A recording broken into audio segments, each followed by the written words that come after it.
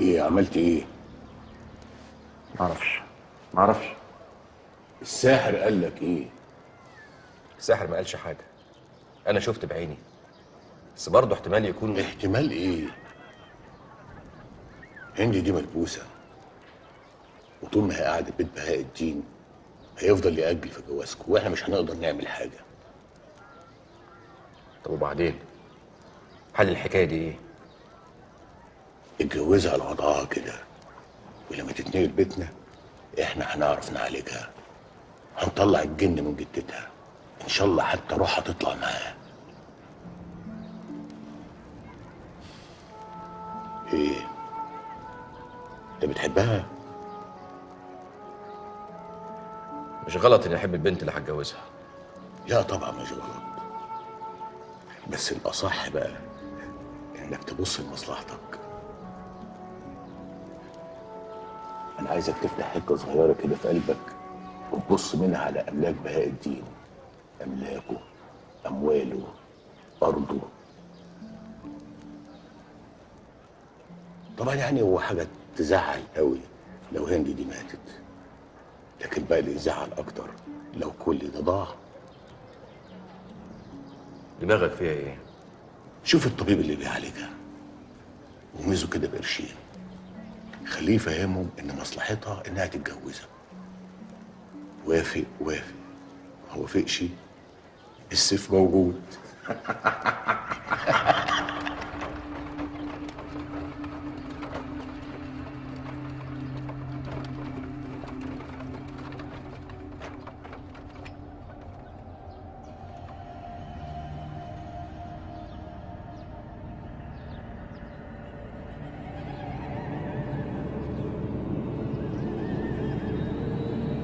وناس هتتسجن، محدش هيقدر يهرب ولا يطلع بره، ولا من طريق ولا من كوبري.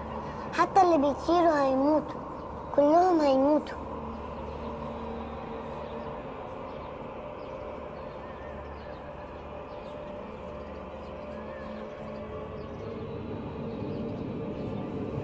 هي هتقتلهم.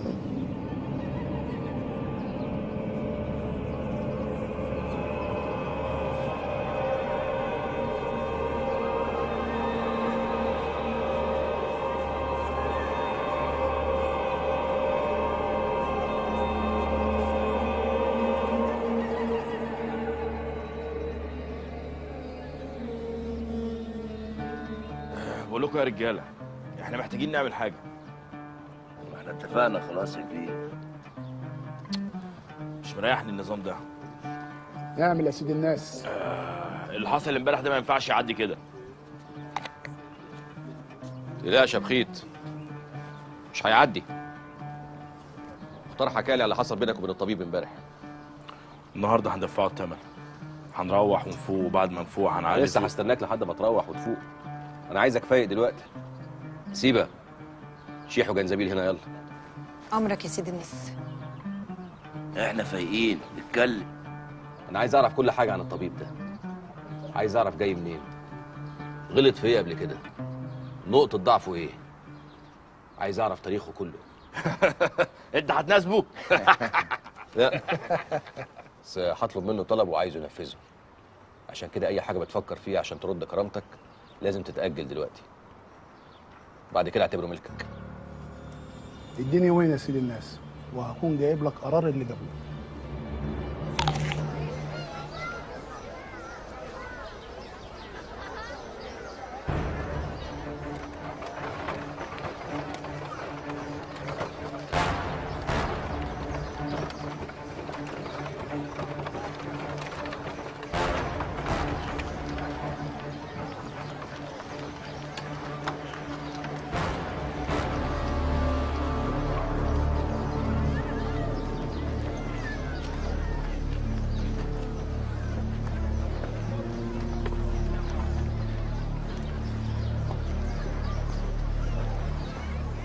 صباح الخير يا شيخ غفر. صباح الخير. الشيخ الغفر الجسر وقع. ايه؟ الناس من الصبح بتقول انه الجسر وقع.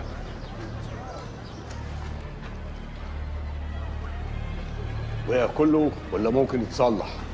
احنا جبنا عمال من عند مرزبان، وحسب اللي قالوه ان هو هياخد وقت مش اقل من شهر. شهر؟ يا دي المصيبه، ده احنا جايلنا بضاعه وفي كبايه وبذور واكل الناس، هنستحمل كل ده شهر؟ اسمع، ابعت رساله لشيخ غفر كفر الناموس، قول له يستلم هو بدنا ويبعت لنا عمال من عنده. طيب هنبعت رساله ازاي؟ اسمع عم اقول لك، انا مش ناقص غباء على الصبح. بالحمام ازاي؟ ايه في ايه؟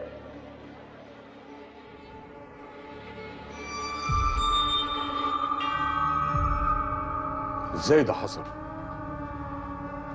المشكله دي مش بس عندنا، كل حد في الكفر عنده زاجل صحي الصبح لقى بالمنظر ده.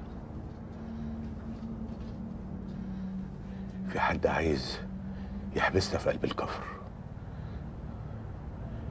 اسمع، انا عايز كل الغفر ينزلوا يلفوا في شوارع الكفر، عايز الناس كلها تحس ان احنا ماسكين الكفر بايد من حديد. سامع؟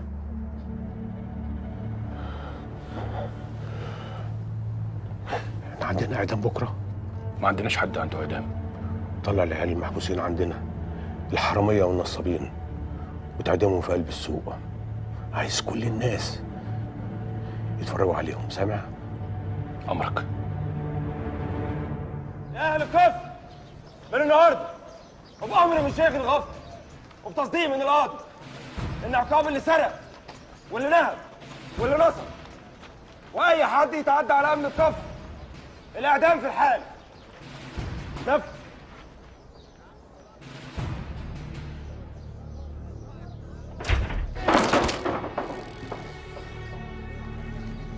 هي ايه الحكايه بالظبط؟ الله اعلم.